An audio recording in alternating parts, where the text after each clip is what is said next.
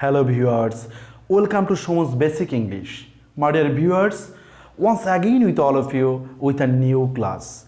And I'm requesting you to be with me until the end of the class. Hope this class will be very enjoyable for all of you. So please, let's jump to our class. Viewers, today I will discuss about the uses of definite article the. And we know that article is one of the most important and sometimes it is also confusing grammatical items for all of us. And so I am going to discuss today about the uses of the. In my previous classes of article, I have already discussed about a and n and also discussed about the uses of vowel and consonant and so on. And today I am going through my part. Please be with me until the end of the class. Dear viewers, আমরা আজকে definite article দিকে দেখব। আমরা জানি নির্দিষ্টকরণ অর্থে, অর্থাৎ definite article বলতে আমরা বুঝি নির্দিষ্ট। তাহলে আমরা প্রথমেই যে বিষয়গুলো দেখব, আমি at the first place I am going to discuss about some easy rules and then step by step I will go through the next parts that you must have to know. আমি প্রথমেই লিখেছি, viewers look at my board, the Surma is the longest river in BD. এখানে খেয়াল করি, সুরমা একটি নদীর নাম, the name of a river. The Pacific is the deepest ocean, প্রশান্ত মহাসাগর। দ্য বে অফ বেঙ্গল, বঙ্গোপসাগর। তো ভিউয়ার্স খেয়াল করে দেখি, এগুলোর পূর্বে আমাদের দি বসেছে, নির্দিষ্ট করা হচ্ছে।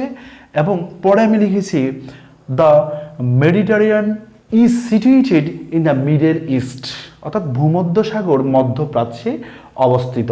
ভিউয়ার্স যদি একটু খেয়াল করি, আমি যে নোটটা লিখেছি অ্যান্ড নোটটা বেনি, নদী, সাগর, মহাসাগর, উপসাগর প্রভৃতির নামের পূর্বে দি বসে। একটু খেয়াল করি ভিউয়ার্স, এখানে নদী, সাগর, উপসাগর, মহাসাগর মেনশন করা হয়েছে, এই জন্য আমরা দি ব্যবহার করেছি। এবার পরবর্তী যে রুলসটা আমরা যাব, প্রথমে আমি একটু এক্সাম্পলগুলো দেখাচ্ছি, then I will go through the explanation. The Andamans are to the south of India, দ্বীপপুঞ্জের কথা বলেছে। আন্দামান দ্বীপপুঞ্জ ভারতের দক্ষিণে অবস্থিত। Then the Himalayas are in Nepal, হিমালয় নেপালে অবস্থিত। তাহলে হিমালয় পেয়েছি, আন্দামান পেয়েছি এবং তার পূর্বে দি আছে। তারপর the Sahara is the biggest desert, Sahara হচ্ছে দীর্ঘতম মরুভূমি।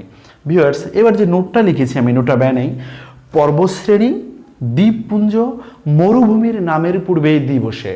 তাহলে আমরা বুঝে গেছি যে বিষয়গুলো নদী, সাগর, মহাসাগর, উপসাগর এবং অন্য দিক থেকে আমরা যা শিখেছি, পর্বতশ্রেণী, দ্বীপপুঞ্জ এবং মরুভূমি, তার পূর্বে দি বসবে। এরপর আরেকটা রুল দেখিয়েছি dear viewers, the Pan Pacific Sonargaon is a multinational hotel. Then তাহলে আমি বুঝতে পারছি this is a name of a hotel এবং this is very famous. And then the Titanic sank in 1912 AD, Titanic জাহাজটি 1912 সালে ডুবে গিয়েছিল। তাহলে টাইটানিক একটি জাহাজের নাম, তার পূর্বে দি বসেছে। আমরা আশা করি বুঝে গিয়েছি।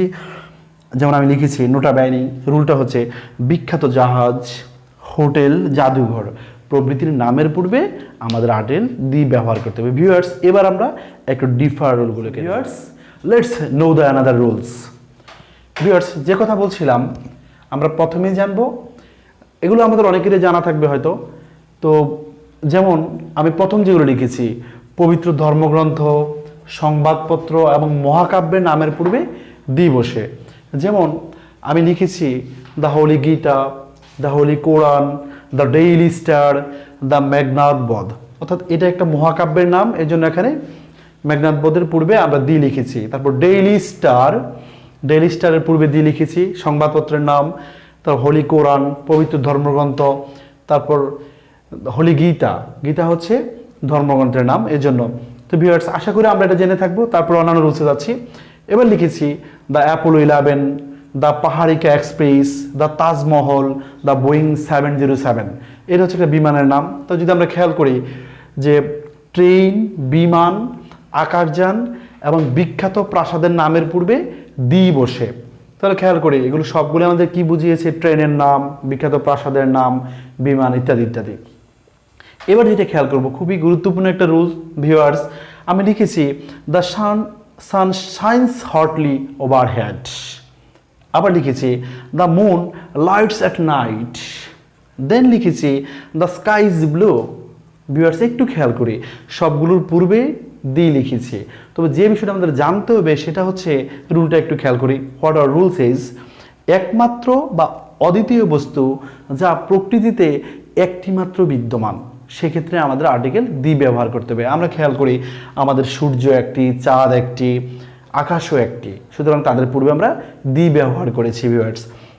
এবার যেটা খেয়াল করব, পরবর্তী রুলসে চলে আসলাম।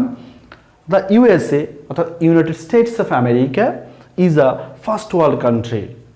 তারপর পরে লিখেছি my friend lives in the UK অর্থাৎ ইউনাইটেড কিংডম, যুক্তরাজ্য। ভিউয়ার্স আমাদের রুলটা হচ্ছে বর্ণনামূলক বা অর্থপূর্ণ ভৌগোলিক নামের পূর্বে দি বসে। ওকে, যেমন আমি যদি এখানে বলি হি লিভস ইন পাঞ্জাব, তাহলে কি হবে? ইন দ্য পাঞ্জাব এরিয়া বা ইন দ্য পাঞ্জাব, সেখানে অর্থপূর্ণ ভৌগোলিক নামের পূর্বে আমরা দি ব্যবহার করেছি। ভিউয়ার্স এ হচ্ছে আমাদের এই রুলটা। দ্য নেক্সট ওয়ান আমি লিখেছি Sheikh Hasina is the prime minister of Bangladesh. আবার লিখেছি advocate Abdul Hamid is the president of Bangladesh. Viewers যেটা আমাদের রুল সেটা হচ্ছে সিঙ্গুলার ডেজিগনেশন, অর্থাৎ একটি মাত্র পদবী যদি এমন মিন করে তবে আমাদেরকে আর্টিকেল দি ব্যবহার করতে হবে। যেমন খেয়াল করি দেশের প্রধানমন্ত্রী একজন, রাষ্ট্রপতিও একজন, সো সিঙ্গুলার ডেজিগনেশন, তাই এক্ষেত্রে আমরা দি ব্যবহার করেছি। Viewers let's jump to the next part to know about the another rules. So viewers let's know about another rules of using the. আমি লিখেছি প্রথমেই he is the tallest boy in the class. Viewers আমরা দেখতে পাচ্ছি this one are superlative adjective, অর্থাৎ superlative degree আছে, এই জন্য আমরা তার পূর্বে দি ব্যবহার করেছি। আবার লিখেছি Ratan is the cleverer of the two, এখানে এটা কম্পারেটিভ। তো চলুন আমরা রুলটা দেখি। হোয়াট আর রুলস ইজ, অ্যাডজেক্টিভের কম্পারেটিভ ও সুপারলেটিভ ডিগ্রির পূর্বে দি বসে। আবারও খেয়াল করি অ্যাডজেক্টিভের কম্পারেটিভ ও সুপারলেটিভ ডিগ্রির পূর্বে দি বসে। যেমন এখানে দুজন ব্যক্তির মধ্যে তুলনা করা হয়েছে, তো এখানে ক্লেভার থেকে ক্লেভার এসেছে এবং তার পূর্বে আমরা এখানে দি ব্যবহার করেছি দুই ব্যক্তির মধ্যে তুলনা বোঝাতে। তো এই জন্য লিখেছি অ্যাডজেক্টিভের কম্পারেটিভ ও সুপারলেটিভ ডিগ্রির পূর্বে দি বসে, এবং এখানে টলেস্টের পূর্বে দি বসেছে। ভিউয়ার্স এবার নেক্সট যে রুলটা আমরা দেখব, দ্য শ্যান্স, দ্য মোগলস, দ্য খানস, এই যে বিষয়টা আমরা বুঝতে পারছি এগুলো কোনো পরিবার মেনশন করছে, অর্থাৎ এখানে আমরা বলবো প্লুরাল পরিবারের নাম উল্লেখ করলে আর্টিকেল দি বসে। এখন প্লুরাল পরিবারটা কি? যেমন আমরা জানি, যেমন দ্য শ্যান্স অর্থাৎ সেন বংশের যে রাজত্ব একের পর এক করেছে, তো সেখানে সকলকে বোঝায়, তাদের কারা কারা একজনের পরে পারাক্রমে কারা এসেছে, কারা রাজত্ব করেছে, এই যে বিষয়টা, এই জন্য প্লুরালকে মিন করে সো লিখেছি দ্য শ্যান্স। তারপর মুঘল সাম্রাজ্যের যারা রাজত্ব করেছে তাদের একের পর এক এসেছেন, তাহলে এই যে বিষয়টা এটা হচ্ছে দ্য মোগলস। তারপর দ্য খানস, খান বংশীয় বা প্লুরাল পরিবারকে নির্দেশ করছে, তো তার পূর্বে আমরা দি ব্যবহার করেছি। তো আমি লিখেছি প্লুরাল পরিবারের নামের পূর্বে দি বসে। ভিউয়ার্স এটা হচ্ছে রুল, প্লুরাল পরিবারের নামের পূর্বে দি বসে। তারপর লিখেছি খুব ইম্পর্টেন্ট একটা বিষয় খেয়াল করবো আমরা, যেমন মহসিন এখানে একটা প্রপার নাউন, তারপর virtuous, this one is the adjective. তাহলে আমরা বুঝি প্রপার নাউনকে বিশেষায়িত করার জন্য, অর্থাৎ কোনো গুণে গুণান্বিত করার জন্য যদি তার পূর্বে কোনো অ্যাডজেক্টিভ ব্যবহার করা হয়, তাহলে আমাদেরকে এই অ্যাডজেক্টিভের পূর্বে আর্টিকেল ব্যবহার করতে হবে। ভিউয়ার্স আবারও খেয়াল করি, যদি কোনো প্রপার নাউন থাকে এবং ওই প্রপার নাউনকে কোনো বিশেষ গুণে গুণান্বিত করতে হয় এবং সেজন্য যদি কোনো অ্যাডজেক্টিভ ব্যবহার করা হয়, তবে আর্টিকেলের নিয়ম অনুযায়ী আমাদেরকে ওই অ্যাডজেক্টিভের পূর্বে দি ব্যবহার করতে হবে। যেমন আমরা লিখেছি the virtuous Mohsin pardon the thief. Okay, তাহলে লিখেছি প্রপার নাউনের পূর্বে অ্যাডজেক্টিভ থাকলে তার পূর্বে দি বসে, আমরা দেখেছি, হয়ে গেল ভিউয়ার্স। তারপর যেটা লিখেছি Sirajuddaula was defeated in the battle of Palashi, অর্থাৎ সিরাজউদ্দৌলা পলাশীর যুদ্ধে পরাজিত হয়েছিলেন। ভিউয়ার্স তাহলে আমরা বুঝছি এটা একটা ঐতিহাসিক স্থানের নাম পলাশী, যেখানে যুদ্ধ সংগঠিত হয়েছিল। সো আমাদের রুলটা হচ্ছে ঐতিহাসিক স্থানের নামের পূর্বে আর্টিকেল দি ব্যবহার করতে হবে, সেটাই করেছি ভিউয়ার্স। এবার আমরা বুঝবো, যেমন ইংলিশ খেয়াল করি, এখানে ইংলিশ একটা ল্যাঙ্গুয়েজ, তো সাধারণত ল্যাঙ্গুয়েজ হলে কিন্তু ইংরেজি বসবে না, মানে শুধু ইংলিশ আছে এই জন্য দি বসবে না। কিন্তু খেয়াল করি এখানে যখন দি বসে গেল তখন হয়ে গেল দ্য ইংলিশ, অর্থাৎ ইংরেজ জাতি। এখানে যখনই জাতীয়ত্বে বোঝাবে তাহলে আমরা তার পূর্বে দি ব্যবহার করব। তাহলে the English are a brave nation, সাহসী জাতি, ইংরেজরা সাহসী জাতি, তাহলে বুঝাতে পেরেছি। যেমন বাংলা আমাদের মাতৃভাষা, এখন যখন শুধু বাংলা বলবো আর বেঙ্গলি বলবো তখন কিন্তু দা বলবো না, কিন্তু যখন বলবো the Bengali nation are very brave তখন হয়ে যাবে, অর্থাৎ জাতীয় অর্থে। এবার ভিউয়ার্স যেটা খেয়াল করব, the 10th of November, the 21st February is the international mother language day, সেটা যাই থাকুক আমাদের, যেমন 10th of November অর্থাৎ তারিখের পূর্বে আমাদেরকে দি ব্যবহার করতে হবে। হ্যাঁ, before the date you have to use article the. তাহলে এখানে আমরা তাই ব্যবহার করেছি দ্য 10th of, তারপর দ্য 21st অর্থাৎ 21st-এর আগে, ডেটের আগে ব্যবহার করেছি ভিউয়ার্স। এরপর যেটা বুঝবো যে যত তত বুঝাতে আমাদের যখন অ্যাডভার্বটি কম্পারেটিভ ডিগ্রি পূর্বে ব্যবহৃত হবে, অ্যাডজেক্টিভের কম্পারেটিভ ফর্ম বসবে অ্যাডভার্ব রূপে, তখন আমাদের এই যে দুটোর পূর্বেই দি ব্যবহার করতে হবে। যেমন আমি এখানে লিখেছি দ্য সুনার দ্য বেটার, অর্থাৎ শুভস্য শীঘ্রম, যত তাড়াতাড়ি ততই ভালো, তাহলে যত তত অর্থে ব্যবহৃত হয়েছে, তাই এখানে দুটোর পূর্বেই দি ব্যবহার করেছি।